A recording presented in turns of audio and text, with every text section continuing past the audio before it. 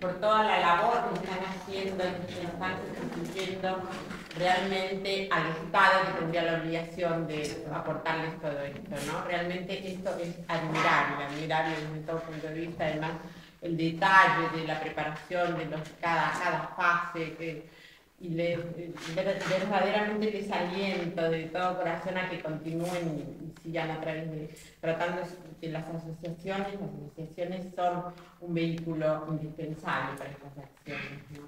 Ahora yo les pediría que nos trasladáramos ahora al plano internacional, es decir, volar un poco, ¿no? Antes de llegar a la querella argentina tenemos que salir del contexto nacional y tenemos que viajar a la Argentina en todo caso, pero quería decirles que en realidad viajamos a la Argentina como podríamos viajar a cualquier otro país del mundo en donde se hubiese tomado la iniciativa de juzgar estos crímenes, porque lo que ustedes están viviendo, de lo que ustedes están ocupando, son de crímenes internacionales, de crímenes que son internacionales porque son tan horrendos que despiertan el interés de toda la comunidad internacional para que no se vuelvan a cometer.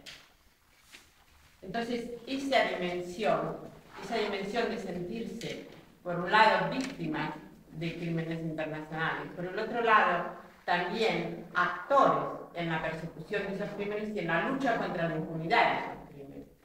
Nosotros, cuando hablamos de la querella argentina, donde empezamos con una persona, el primer querellante, Darío Rivas, de 91 años, hijo del alcalde de Lugo, un alcalde republicano, fusilado, y así se fueron presentando otras muchas personas, porque siempre se suele asociar esto con el pasado, con la memoria histórica, ¿no? La represión franquista.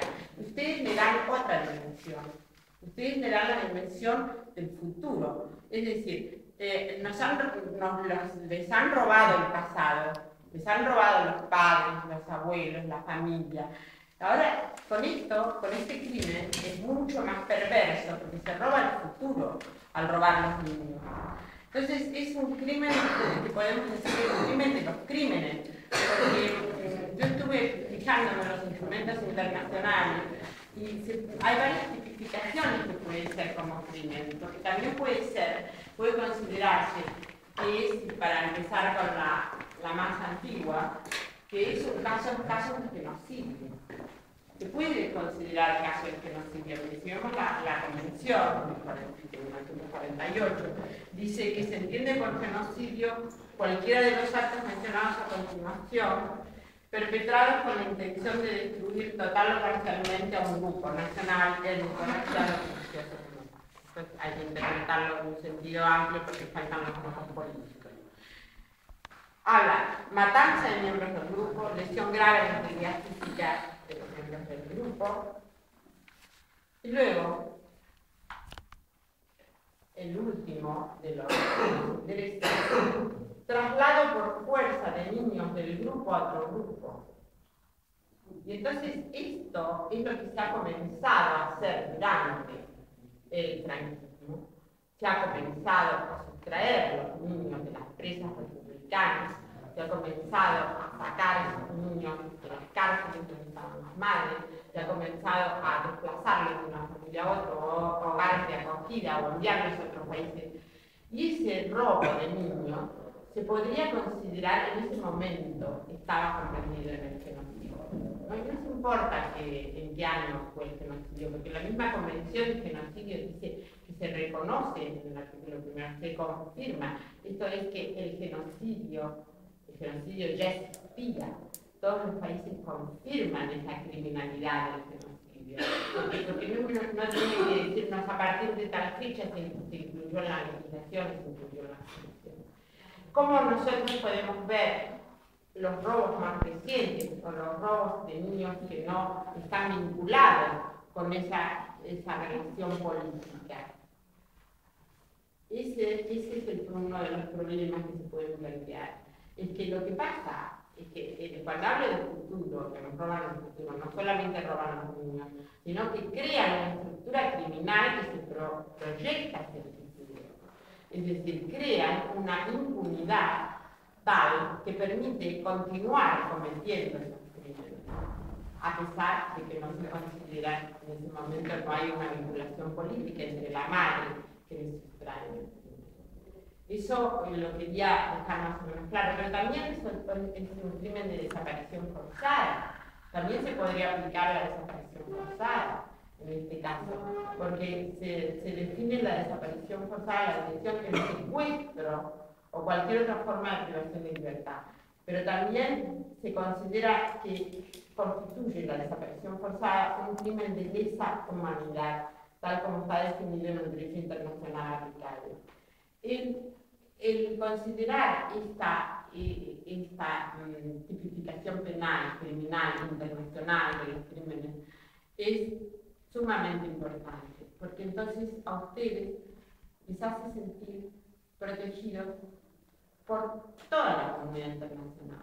Ustedes no están protegidos solamente, o mejor dicho, están desprotegidos por su país como tal, están tan evidentemente desprotegidos, sino que están protegidos por la comunidad internacional, por todos los instrumentos internacionales que en todos vamos a encontrar que el robo de niños es un crimen de lesa humanidad. Entonces, teniendo presente eso, ahora sí podemos decir que desembarcamos en un puerto de Buenos Aires con nuestra querella, de la que le paso la palabra a Carlos. Bueno, como quiera, si no... En 1996, en relación con crímenes cometidos en Argentina y Chile por parte de un juzgado español, encabezado por el juez Garzón.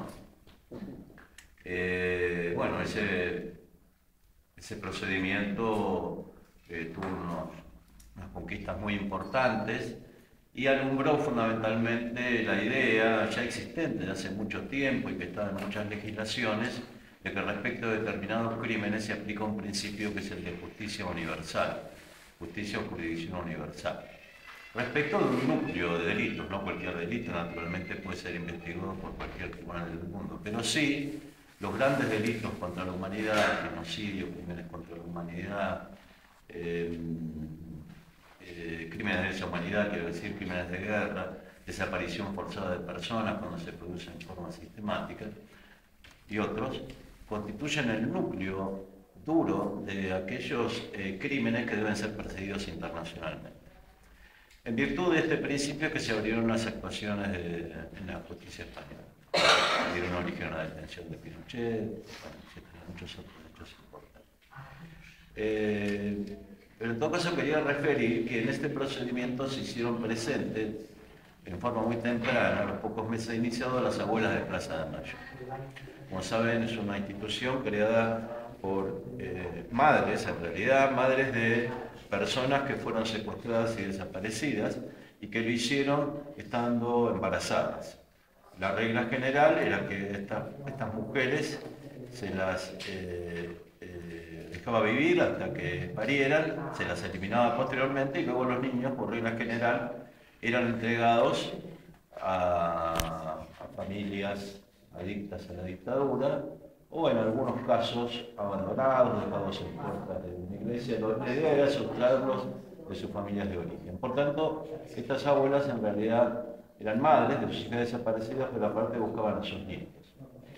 Lo tengo a colación porque cuando vinieron aquí y denunciaron que en Argentina había 500 niños apropiados aproximadamente, es el cálculo, en la acción que han desarrollado en estos 35 años aproximadamente se han recuperado 107 de esos 500 niños, o sea, más de un 20%, lo cual es realmente importante. Pero bueno, lo que quería referir es que cuando se empezó a publicitar mucho este procedimiento y las abuelas hablaban de 500 niños apropiados, todo el mundo se echaba las manos a la cabeza, ¿no? Como diciendo, ¿cómo es posible de que se puede en un país apropiarse de 500 niños, ¿no? Entonces permaneció oculto, yo creo que incluso para la mayoría de todos nosotros seguramente, el verdadero drama que ha vivido España y vive España en relación con este tema. No solo los 30.000 niños apropiados durante la primera etapa del franquismo, a lo que hace referencia a la resolución del juez Garzón, a través de un procedimiento de legalización de la apropiación de niños. Como ustedes saben, había decretos que establecían que a los 3 años les eran quitados los niños a la madre republicana para entregárselos a sus familias de origen, si eran insospechables de cualquier relación con la República, o el marxismo, etc. O bien, en la mayoría de los casos, entregados a familias adictas al régimen o a instituciones del Estado. De tal modo que se privó de su identidad a estos 30.000 niños. 30.000 niños que hubieran sido hijos de republicanos y que muchos de ellos habrán sido militares, curas, etc. Y esto era un plan. Evidentemente estaba legalizado y por tanto era un plan sistemático de apropiación. Si eso se ignoraba para la gran mayoría de las personas, que se echaban a la cabeza cuando se pensaba en 500 niños, también era ignorado el fenómeno que posteriormente se va produciendo. Lo que fue un plan legalizado se convirtió en una práctica sistemática. La pregunta que comentábamos, la pregunta que hacerse, ¿hubiera sido posible que los niños que fueron secuestrados, digamos en la segunda y tercera etapa del franquismo, si hacemos una división siempre caprichosa, hubiera sido posible este fenómeno que ustedes padecen si no hubiera habido franquismo? Es decir, si no hubiera un Estado dictatorial que en principio legalizó la práctica de la apropiación de niños y luego creó, como se ha expresado aquí, todo un sistema de impunidad para este tipo de crímenes que fue determinando que ideológicamente esto fue una cuestión instalada en los sectores que tenían el poder en España.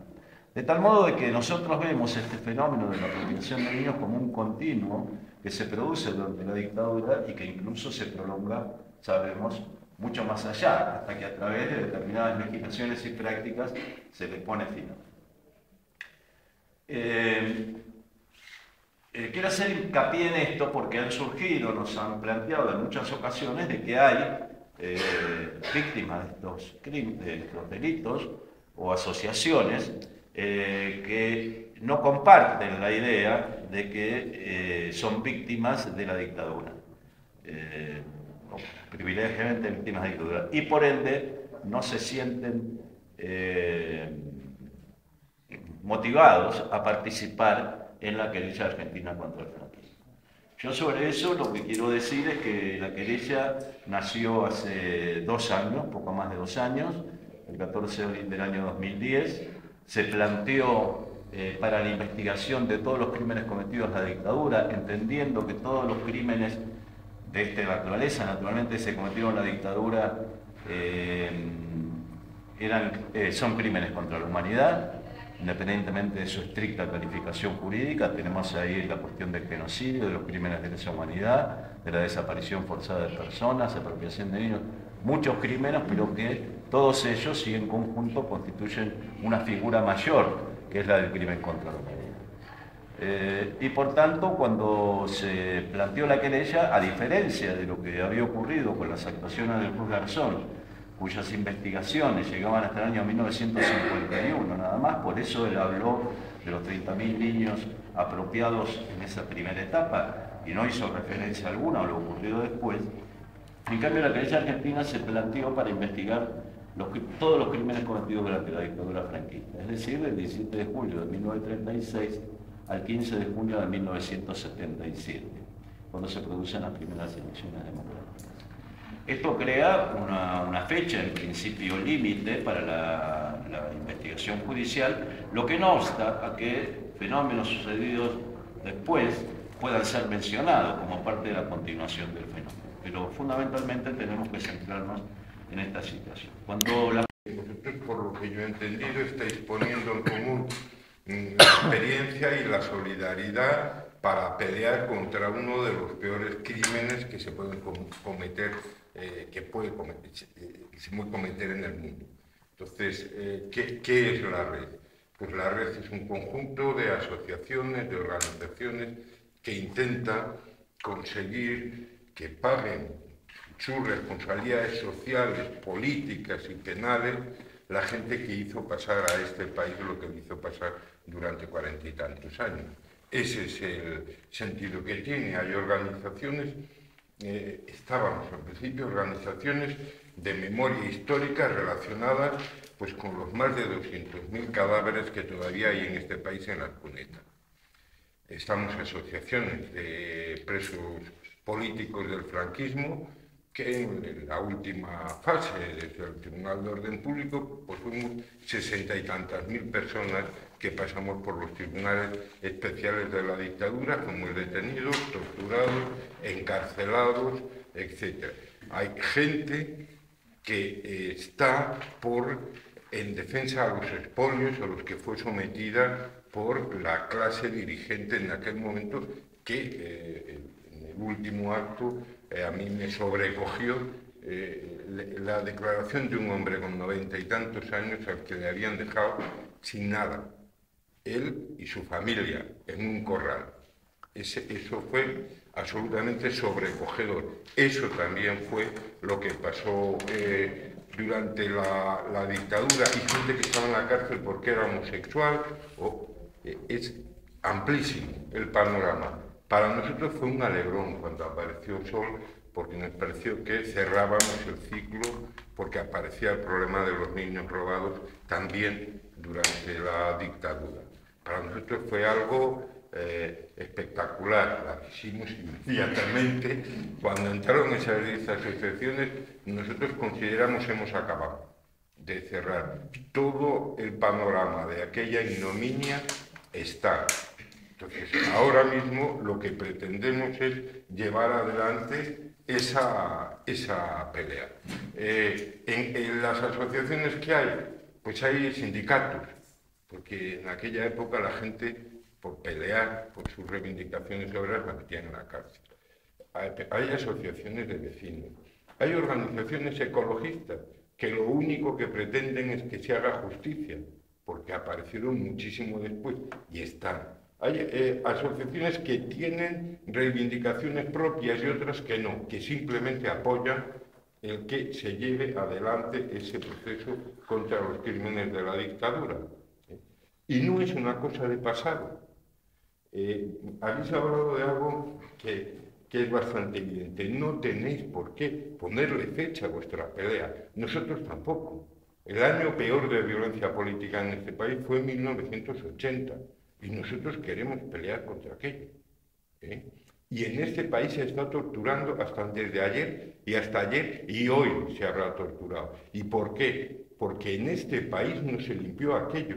Los jueces que en este país son capaces de hacer lo que se ha hecho sobre Garzón son los mismos jueces que a nosotros nos encarcelaron. Porque esa gente, aquellos miembros del Tribunal de Orden Público, pasaron a ser miembros del Tribunal Supremo, miembros de la Audiencia Nacional, miembros del Tribunal Constitucional, y la judicatura de este país es una porquería porque se organizó alrededor de aquello. Y la policía de este país, gente que a mí me torturó, ha estado 14 años siendo el jefe de seguridad ciudadana de la Comunidad Autónoma de Madrid. Un torturador. ¿Qué policía se monta alrededor de eso? Pues la policía que tenemos. Entonces no es algo que mira al pasado, no es algo que mira a los años que yo estuve en la cárcel, es algo que necesitamos limpiar para que el futuro de nuestro país sea distinto. Estamos peleando por el futuro, no solo y fundamentalmente por el pasado. A esas estamos. Y lo que os cuento, ¿qué es lo que vamos a hacer a partir de ahora? Pues vamos a entregar, en unas semanas entregaremos los apoyos a la querella argentina que hemos recogido. Se van a presentar en el juzgado en Buenos Aires, y vamos a presentar aquí también esas mismas. Bueno, pues os convoco a que vayáis a ello. Vamos a hacer un acto donde pretendemos reunir gente de todo el Estado, gente de esas 80 organizaciones y demás organizaciones, porque queremos dar un salto a organizar algo más importante en el Estado. Lo haremos en enero. Intentaremos invitar a gente de la que nos está apoyando, y mucho, en Argentina, a que venga ahí.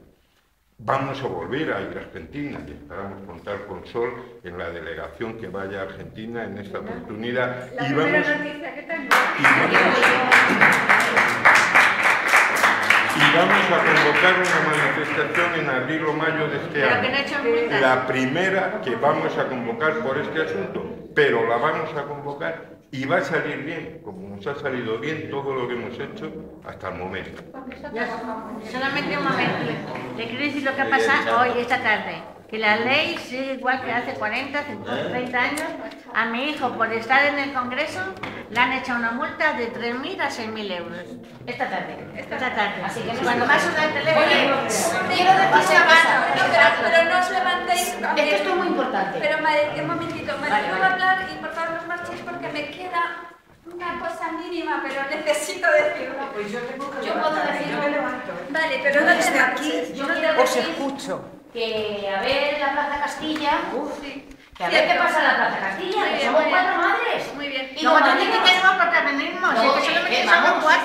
Estamos